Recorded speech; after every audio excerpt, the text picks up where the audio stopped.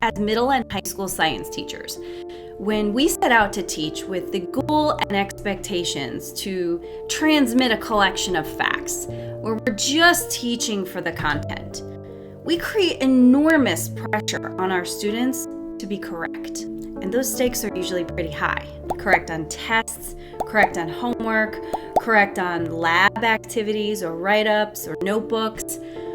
All assignments and scores that end up forming the foundation for a student's course grade in a marking period or over the course of the year, or even maybe in the high school, ending up on their transcripts.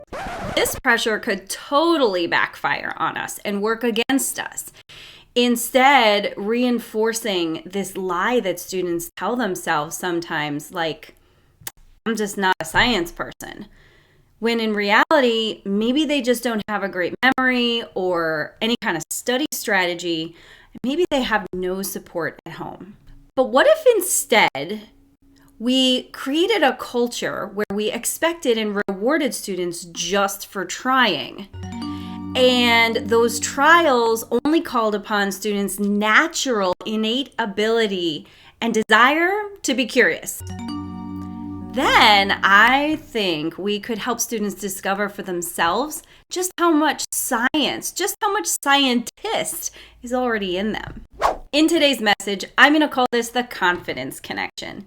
And in my work, in my chemistry classroom, everything I do, including all the before teaching, all the planning, all the strategizing, it's about establishing this connection and strengthening it.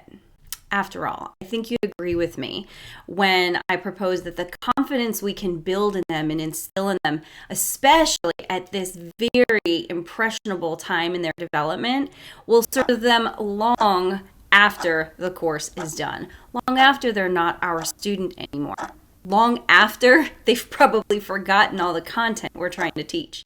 So in this episode, I'm going to offer up 3 things you might be doing in your middle school or high school science classroom that have the potential to crush student confidence. And of course, I'll offer up some alternatives that I use and I have found to be super helpful. And I work in a Title I school that's entirely online and serves a large population of at-risk learners. What's the message there? Is if it works for me, it's likely to work for you too. Hi, if we haven't met, I'm Lisa. I believe that middle school and high school science classrooms are a place for our students' curiosity to run wild. A place where collaboration is commonplace and critical thinking skills are cultivated. That's why this channel is called Lab in Every Lesson. Because the more consistently we can offer opportunities for our students to engage in dynamic explorations and really hone their science skills, they are going to better learn those science facts. And the more likely we are to impart true life skills, the kind of life skills that help our students become informed citizens who are capable and confident in making difficult decisions. Now, before we jump into those 3 confidence crushers, I do just want to blanket a little disclaimer here. Since our topic today is confidence, I want to remind you that I'm not an education researcher. I don't have a PhD in education in any specific area, and I'm not a psychologist. I'm a teacher in the trenches, just like you. And as a teacher in the trenches, it's really important for me to rely on the expertise that those people in those positions, psychologists and education researchers, can provide to help me better understand my students and better serve my students. They definitely play into the strategies that I devise to help them achieve their highest potential. So let's start by deferring then to the American Psychological Association to help us define and understand the role that self-esteem and confidence play in our students' learning. Here on their website, they note that self-esteem and confidence are required for students to take risks and to bounce back from adversity and challenge. That low self-esteem and low confidence make students hesitant to engage in learning. Now, for those of you who are watching and who have seen hundreds and maybe thousands of students pass through your classrooms, you might be giving a little giggle or ready to sign out of the video. Just don't hold the horses. Because I know you understand the signs and symptoms of low self-esteem and low confidence very well. But just so that we're all on the same page and keep this a real professional development message, I think it's useful to, and since they were so kind, the American Psychological Association, to lay out for us some very specific symptoms, we should take a look at those and see how they apply, maybe reflect on maybe some of the things we are seeing in our classrooms. The very first thing they note is that students begin to make disparaging comments about themselves. They might say things like, "I'm stupid," or "I just can't do this." You and I are more familiar with this in a very specific set of words that go something like, "I'm just not a science person." And similarly, those of you who know math teachers or you have taught math, that's also a super common one. "I'm just not a math person." As a chemistry teacher, I hear both because math is required in part of our chemistry classes, and the logic and reasoning that's required in science is actually applied to the math, so it's kind of full circle there for me. Or maybe, just maybe, you actually even heard it from a student's family member. In an attempt perhaps to excuse away some of the behaviors, the other low self-esteem, low confidence behaviors we're going to take a look at here. Things like giving up and disengaging from tasks, or even pretending they don't care, or clowning around and creating distractive behavior for the other students. Now, I didn't read all of the bullet points in the list by the American Psychological Association because even if you take the time to, you come away with a very distinct and very clear theme, and that is that engagement goes down the toilet when there is a low self-esteem, low confidence problem, and can even extend into bad behavioral situations that do then start to be kind of contagious and affect the atmosphere or the culture in a classroom. I don't know a teacher anywhere, not anybody I know in a face-to-face environment or in my virtual school, who doesn't want and seek and try for higher student engagement, because across the board in education, I think every teacher would believe that the more a student engages, the more successful they will become. But I do wonder how many of those teachers suspect that confidence is the root cause of some of those engagement challenges. But if that's you, if you're like, "Yeah, me over here, I knew the confidence was an issue with the student," or "I know it very well when I see it," why don't you share your story with us in the comments below? When were you first made aware of it? How many years into teaching were you able to identify it? What did you do about it? For me, I was already 10 years into teaching. And it happened the year that I was trying to overhaul my classroom, the year that I was really focusing on transforming what I did so I could transform what my students would do. The year I went all in on adding inquiry-based learning activities to every single one of my lessons. The year I required students to show me evidence of their learning and make their thinking visible for me. The year I really tried to make it all about the students and really take on that student-centered type of classroom. I remember even it was a lesson on introducing basic chemistry terminology. These are actually the task instructions I gave my students to work with. And I have to tell you, I felt very confident that this was simple and straightforward to execute. Remember, I can't show you any snippets of my actual activities like previews that I show my students because it violates some copyright stuff. So that's why it's blurred out there. But I think also my expectations were clear, not just in the task instructions. But I just told the students, I want you to play with this technology. I want you to come back and share what you did to play with the technology. And when you're playing with this technology, for which there was only three buttons that you would toggle on and off, tell me the order that you did them, basically, what you saw, what you learned, and come out with the intent or the goal of defining some of these key terms. based on your experience. The terms I wanted them to go after were things like atom and compound, mixture, and pure substance. Because in chemistry, even at the end of the year, you still have some students calling an atom a molecule because they all want to call everything a molecule. After nearly 20 minutes of working on this activity, and remember now, if you're not familiar, I do work in a virtual online school. I do not have access to students' screens, so I can't see their actual real-time progress other than what they show me they are writing on a virtual whiteboard. So it was really that I was monitoring after 20 minutes, which is half of my class time. And like most of the students had nothing written down. And I was totally confounded and panicking, totally panicking. I knew I couldn't move on to the next lesson because this was foundational, factual stuff.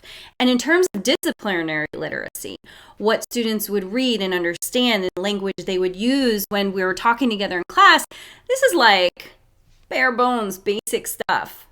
And this is probably entirely for another video, but I do have to say, as a teacher in a choice school, where students are my students because they've chosen to work in our school, because they're probably escaping some aspect of another school.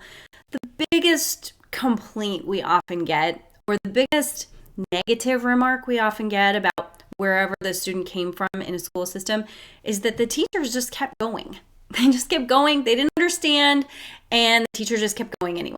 That's for, like I said, a whole other video, because who even knows if the student made it clear to the teacher that they didn't understand, or maybe the teacher wasn't monitoring real well. Maybe the teacher was doing some of our confidence crushing things. That's not on today's list, but it really probably should be.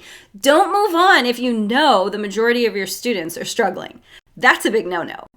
Anyway, I was only a week into the school year, and so I wasn't totally sure myself what this lack of engagement meant yet. Teaching like this in my school was not commonplace, and I was already on high alert. I'm a pretty excitable person, and I was pretty neurotic and paranoid about the fact that students would not accept me sort of imposing these kind of high expectations on them in our class time together. And I expected them, I tried to remain hopeful, okay, but I did expect them to revolt a little bit.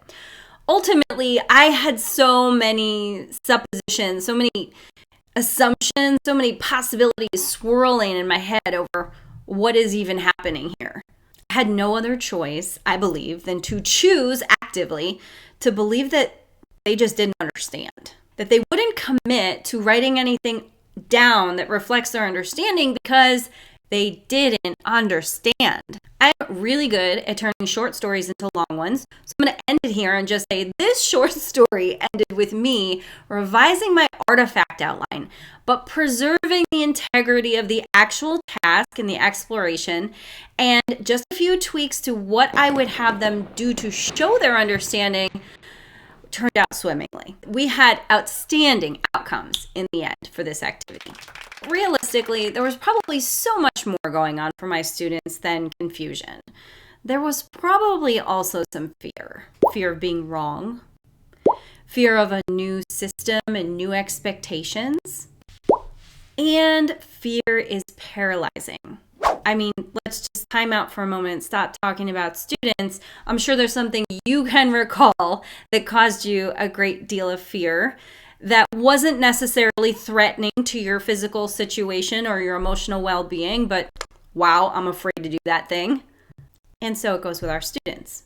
There was probably even some fear surrounding their work with me. We were only 3 to 5 lessons into the school year.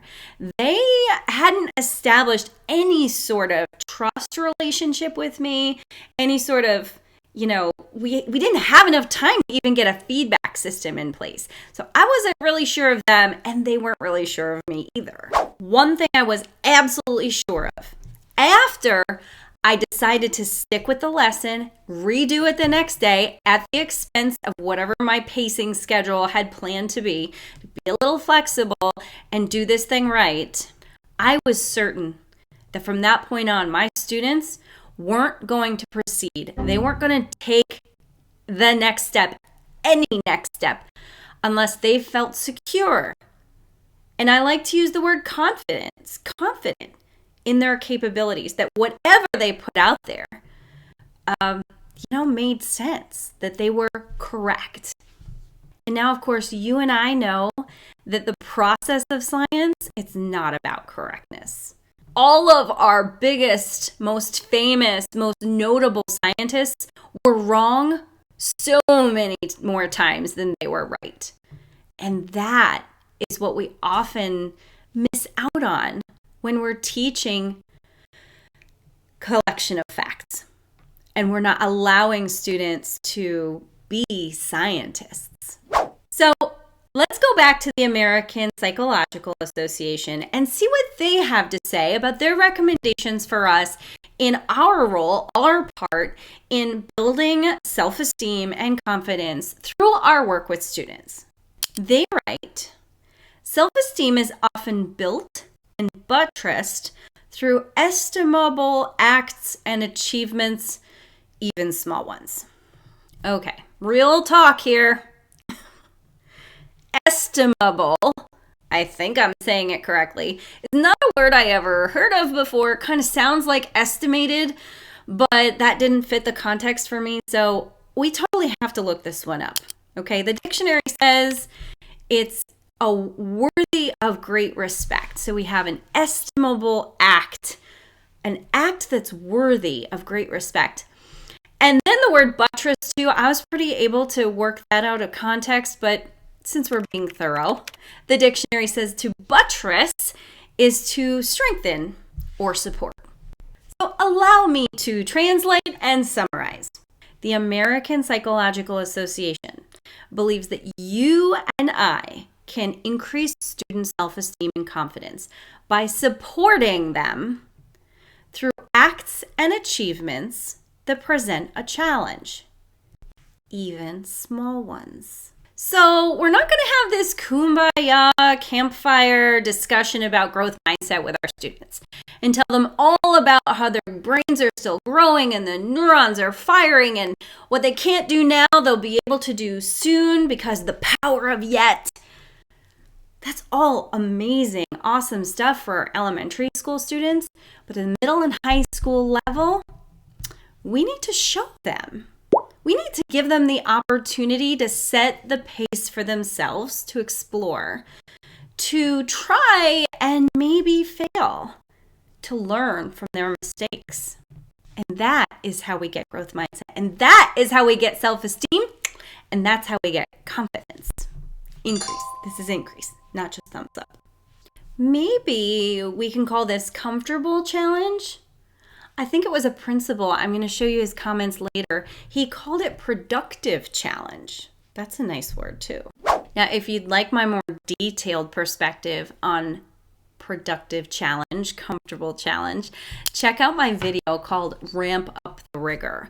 I think that'll be time really well spent for you. Here we want to stay focused on this confidence goal though. But while you're making a note to check the link for that video in the description below, whether you're watching or listening, give this message a like if we're so far so good. You're maybe reflecting on some of your lessons and some of the content that really causes you trouble in your class with your students. And maybe you're starting to wonder if you're hearing crickets because of confidence issues. All of the confidence crushers I'm about to tell you about completely complement the suggestion that the American Psychological Association gave to us to support students through challenge. And please make note of the fact that I am using the word avoid here. In the title of this video, it said avoid these 3 confidence crushers. I purposely didn't use the word stop because some of them we can't stop. Some of them are best practices. We just can't perpetuate them always. We can't take them to an extreme, everything's better in balance. So my very first thing I recommend avoiding is lecture and note-taking. They go together like peas in a pod.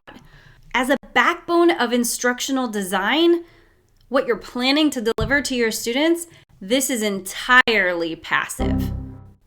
It's literally an attempt to transmit facts and figures, knowledge from our brains into our student brains. And that's not a thing.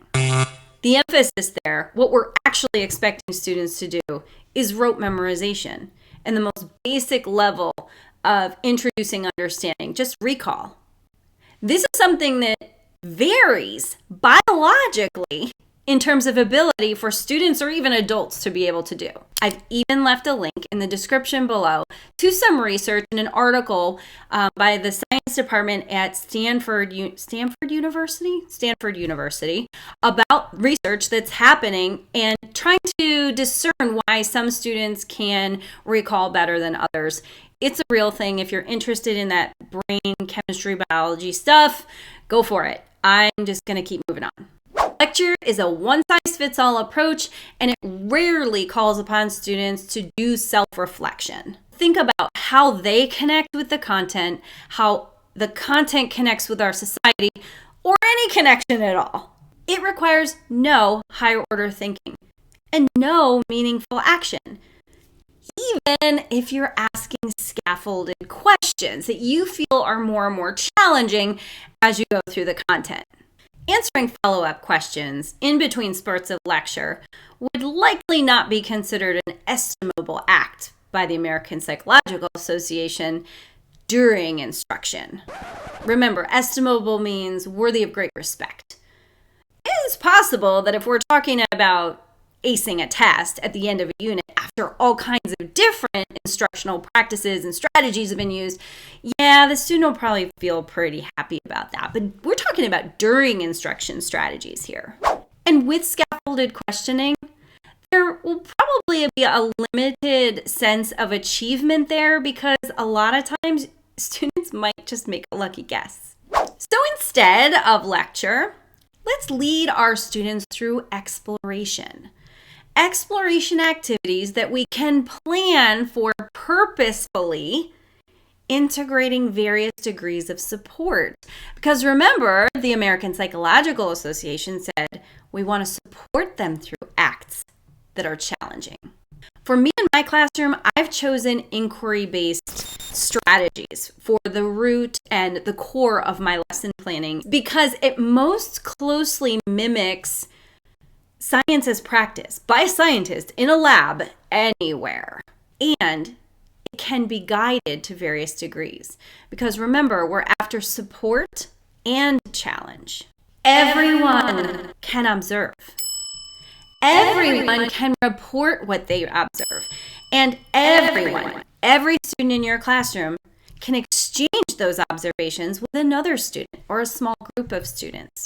These types of challenges are small challenges that represent science that can be incorporated in the consistency of a routine with the intention of building confidence that they will be able to meet these expectations.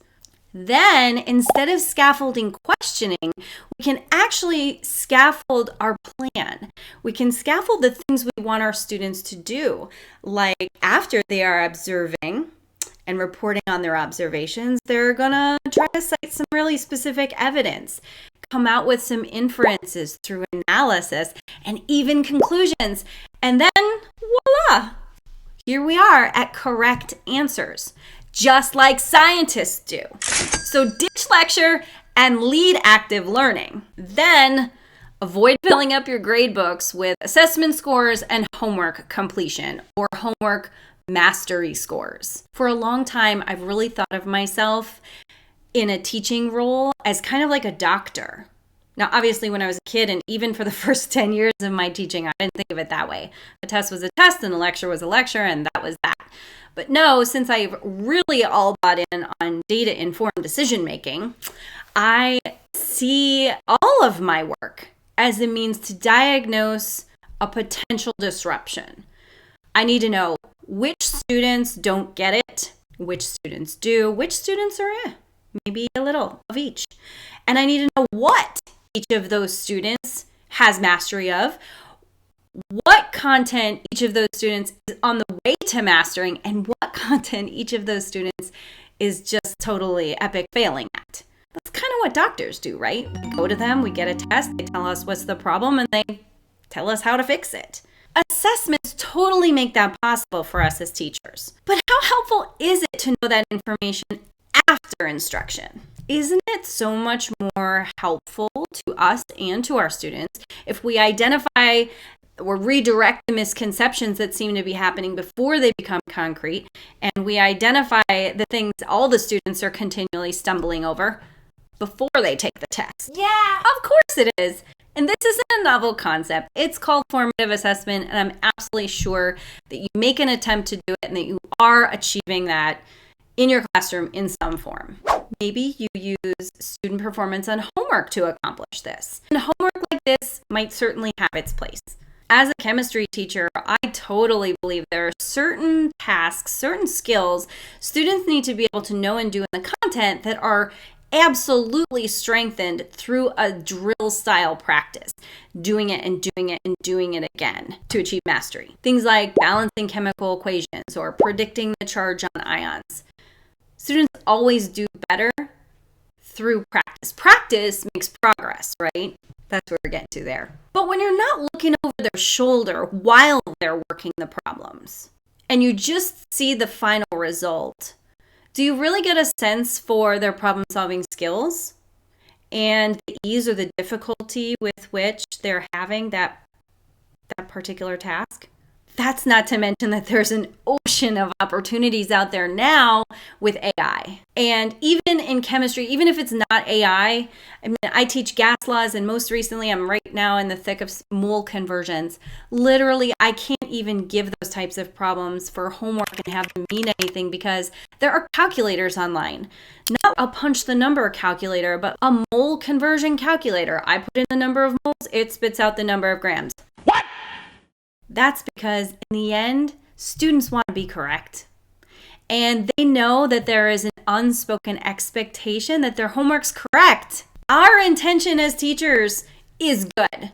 We know that practice leads to progress. But for an insecure or less confident student, it might lead to shutdown. So instead, let's offer up an array of options, low stakes options for our students and tasks our students can complete so that they can show frequently and regularly what they can know and what they can do. And in planning these opportunities, we can plan for that range of what students will be able to know and do, because in our classrooms of 20 or 30 or more, there's a middle, but there's also a high and a low end. And we have to plan for all of them. Support isn't one size fits all. Not coincidentally, the science process is one that's accessible to every student.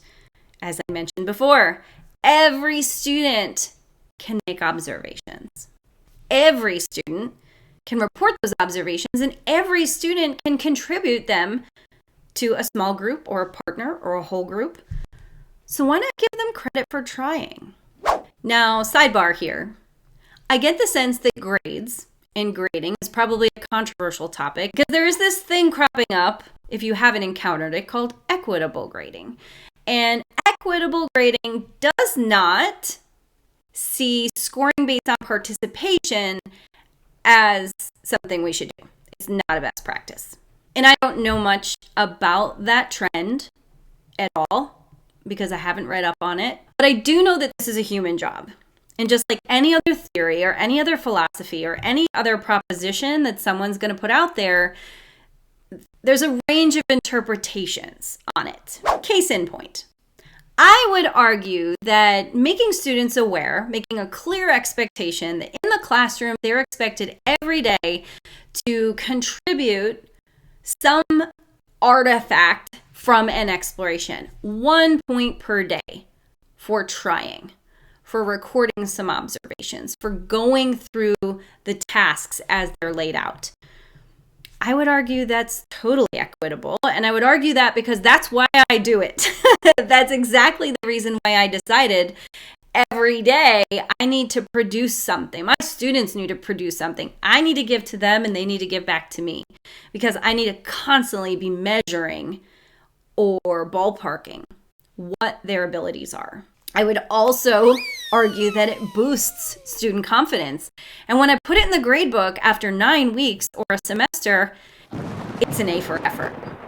And it compensates for maybe a little bit of a lack of understanding.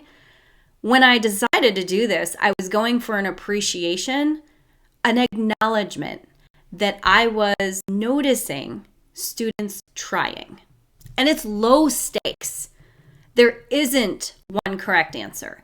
And in fact, the more I can collect student responses and show those responses, the more they can all contribute to, hey, look at what we ended up with. The more students will see that there is not one way to express what they found. And so there is not one correct answer, but they'll see a theme or a general concept emerge as a correct answer. And it reflects students' individualism in that way. Their true understanding comes through if they keep an open mind and give 100%. It also provides me with very valuable numerical data to share with their families and concerned or support staff. I can basically, what it does, but if it's 1 point per day, it summarizes or reflects an amount of time that the students are in class and with me, and that they are invested and that they are trying. And then we can compare that to assessment scores and make sense of it. Does it make sense that the student is applying all this effort and not seeing the fruits of their labor? Or conversely, does it make sense that a student is not putting in any effort and not seeing the fruits of their labor? Okay, so it's a little bit of backup evidence as well. Conversely, I would definitely not call assigning a homework problem every day or a homework assignment every day for 1 point to achieve that same effect equitable, because many of those students may not have even felt prepared to begin it or get through it to complete it. In fact, this practice might actually encourage our students to seek the solution elsewhere just to get it done and fulfill the requirement. Now, aside from including science practice skills in your everyday classwork to encourage those low stakes or provide more of those low stakes opportunities for your students to engage and show what they know, incorporating more student choice will open up a world of possibilities if this is something you're trying to achieve. As part of the requirements for my chemistry course, I have it set up so that my students have an ongoing expectation all year long that they will complete a practice assignment that's connected to a third-party website. And I'll leave the link to that website in the description below if you're interested. Now, with these weekly practice assignments, it's entirely my intention that students are going to do some of that drill-like practice, that they're going to hone in on the core ideas and the specific content-related skills they're going to need to earn high scores on their tests. Not unlike any conventional homework assignment you might assign a student, except that I allow them to choose the topic. Whoa. I create the list from a data bank, and the data bank is huge. So to ensure that my students are always practicing something that we have learned at some point throughout the school year, or maybe more focused on a marking period or a semester, I maintain a list and they do use that list. But they have full choice of what they're going to practice on any given week. 1 week, they might choose to complement what we're doing in class by practicing that particular skill. Maybe it's balancing chemical equations. On another week, they are totally overloaded with lots of tests or term papers and assignments, and they just don't have the time or the brain power to invest in chemistry. So maybe they're going to complete the practice on the scientific method or physical properties of materials. Something they know is kind of easy, what we would consider low stakes. There's not a lot of investment. They're not going to feel hurt if they come out the other end not knowing a whole lot, or they're probably choosing something they're very confident in. The following week, we might have just had a test, and they might have seen the outcome of their test and seen what they didn't do well on and chose that topic so that they could go back and relearn, because this website and these practices, do some amazing things for students when they're in the practice. They provide multiple chances to get a correct answer, first of all, and they do offer hints. And then if there are repeated attempts, a student gets the problem wrong, they can connect to instructional resources, articles and videos that will help them learn those concepts better. So in that way, incorporating student choice and increasing student agency does so much more than just increase their confidence. When we give students the opportunity to make choices, they're owning a part of the process. They're beginning to learn how to learn. Is it cliche to say lifelong learner? Because it is a thing. And hopefully that's our end goal. On these particular weekly practice assignments I give my chemistry students, I get amazing engagement, far exceeding any other assignment I tally up and record in my gradebook. The third and final confidence crusher you want to avoid is siloing your students. Yes, I said siloing, as in creating an atmosphere where they are by themselves. And you might be thinking, how is that possible? I am never isolating students in my classroom. Who even does that? No.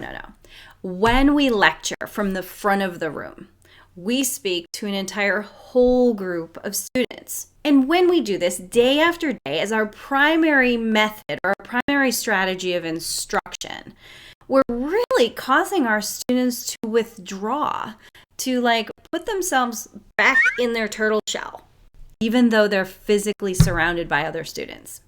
There's a sort of tunnel vision that starts to happen. They're accountable for themselves, to only themselves, and whatever they've written down on their paper, because presumably, if you're lecturing, you're assuming they're taking notes dutifully. Or let's be real, sometimes they're just pretending to write things, or they're drawing very beautiful pictures. Maybe not. Maybe some are starting to solve the problem you just outlined on the board or put up on your projector, but they can't finish them. They can be afraid to raise their hand and ask for help because that'll draw attention. And especially now. It's 2024. We're in a world that is driven by social media. And even me, myself, as an adult, when I get on there, I can't help but feel like this one has more, that one's doing better, that one is better. And our young kiddos have to feel the same way. So surely if I'm sitting in a classroom and the teacher's doing the thing and everybody else is doing their thing and I can't see what all the other people are doing, absolutely, I'm not measuring up. Now you have to remember, my perspective is that of a Title I school in an online environment where students have chosen to come because they're at risk. They've already experienced all these things and they definitely don't want to raise their hands. Not with me. I never have a student raise their hand. I don't know how many times in all the years, unless I've asked for it to volunteer for something. Very, very few questions. So at some point, I learned that it's not going to be efficient or effective for me to ask, does anybody have any questions? Instead, I'll be proactive and I'll make sure that that student knows I will serve them, I will connect with them, we'll find out what's their need or what they're struggling with without them having to ask the question. So instead of spending the majority of your time paying attention to the whole group and having the whole group look back at you, commit to spending a certain amount of time with every student every day. Now, I got you. In some of your classes, you have upwards of 30 students. It's like not a thing. So take it down a notch. Maybe every student every week. Making that touch point becomes really important to them knowing that you are there as a support structure for them. Remember, the American Psychological Association says we are to buttress their, estimable acts. You want to let them know in the long term, through your actions, not only your words, that you're going to be there to help them when they fall, when they falter, maybe even before. One way you can get to know exactly who needs you and for about how long is to really closely observe every student's work every day. Of course, that implies that you're going to give them something to do every day to show what they know and make their thinking visible. And then when it's great, you want to praise them so hard for doing great. And you want to show off that greatness to the rest of the class. And making this a regular occurring thing in your class is really going to build community. It's going to get those kids out of their shells because they're going to see that everybody has a strength, that everybody can do it well, and they're all going to feel like they are part of that contribution where they too are doing something great. And I'm not just referring to facts and figures here either. I'm not just going to pull out Johnny who balanced this chemical equation perfectly. If you're using active learning strategies and you're having students work through those cross-cutting concepts of science, or even if you're not, and you're working on that lecture lab style of instruction, you have lab day. You are able to point out when a student makes a great observation, hey, that was a great observation. High five, gold star, whatever you do. Observations are critical to the process of science and learning things and troubleshooting and solving problems. Or maybe you're working through a solution to something together with the whole group, and a student does step out and they ask a real quality question. They are already, you can tell, starting to make connections with the content or the discussion and how it connects to themselves or how it connects to the class or how it connects to the world. And you're like, oh, that's a really quality question. Questioning is central to science. Maybe a student wrote or explained something in a really clear way. Or maybe there was some small group work happening and you really saw them stand out as a leader or support the leader. Kind of give an assist there if we're talking sports analogies. These kinds of skills are science skills. And if you give your students the opportunity to practice them, you're also giving yourself the opportunity to reward them. Feedback and praise becomes piece of cake. I actually created a very specific system for rewarding these types of science skills and praising students really specifically for the work they do in my class. The badges I award are right here, pictured behind me. And when I teach them every day, we're on the webcam, so they see them. And I like them there as a visual reminder of what we're really going after here together. Them and me together as a learning community. They don't wonder about what I think is important when we're learning. Whatever we're learning. I do sell this system and it includes these badges and a whole bunch of trackers. I'll also leave that link in the description below. However you do it, the more you can reward the challenging act of science practice and the process of science, and make accomplishment less about correctness, the more confidence you'll build in your classroom. I'd like to take a moment here actually and let my students speak, give them a voice in this particular episode, because I do feel like I'm taking a few liberties with telling you that my students come out feeling a certain way, like they experience emotions and I'm having some part to play in that. I do actually have evidence to support that, and I really do want you to see it. I've treated my classroom as a laboratory. Yes, I came out with a plan and I implemented the plan, but I was totally aware at every stage and every step that I was impacting the life of many children. And that's my whole goal. Like, I'm in this to make a difference, and I know you are too. So I ask students, how'd you feel about this? What did you like best? What do you think about our classroom culture? And when they're asked, they're truly not shy about sharing. I also think that when I ask their opinion and their ideas, they know that I'm still in a stage of learning myself, that I'm still invested, and that I really do care. That whatever they can contribute might actually make the circumstances better for another student later down the line. So I'm considering this feedback that I'm going to share with you to be evidence of all that I have discussed here today. And many of them, I think, were meant to be kind, glowing compliments of me and the way I run class and some of the different things I've added to my strategy over time. Please know that I am not sharing them with you to lift myself up or inflate my own ego, because I'm not. But I do work in a really unique environment, one where students don't have to use their words, like their voice box, to share their ideas or their feelings.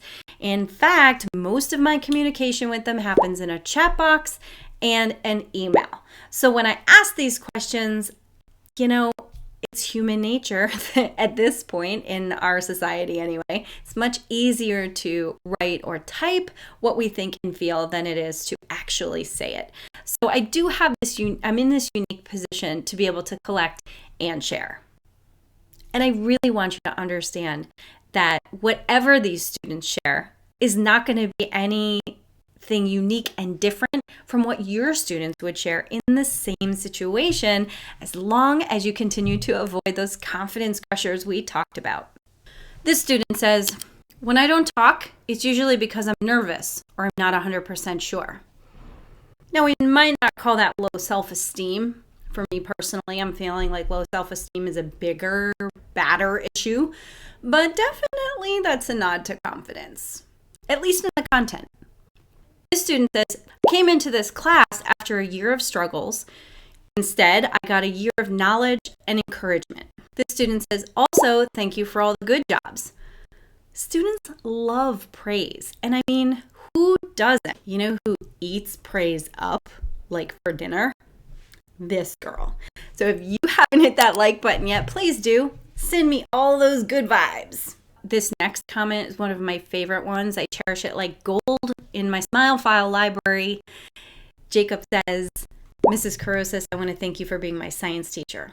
Although I'm asynchronous, I've enjoyed logging into your class this entire year. Just time out a minute. That means he didn't have to come to class, but he chose to come to class. I've learned so much in regards to the different aspects of science that I didn't know existed. You've really challenged my mind in ways I didn't think I could understand. That means I didn't believe I could do it, but you made it possible. Also, I'm not a very vocal or social person, but being in your class has made it easy for me to be comfortable in myself. You know why?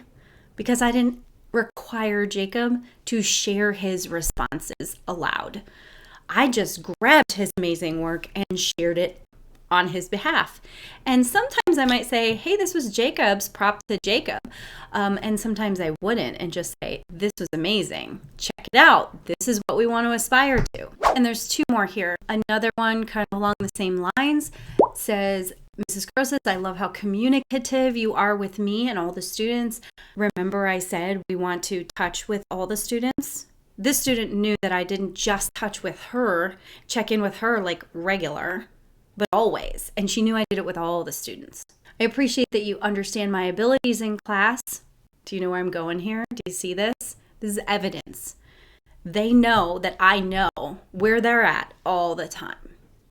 And I make decisions based on it. You let me work how I want to with things like moving to my own breakout room during class to work on my own problems.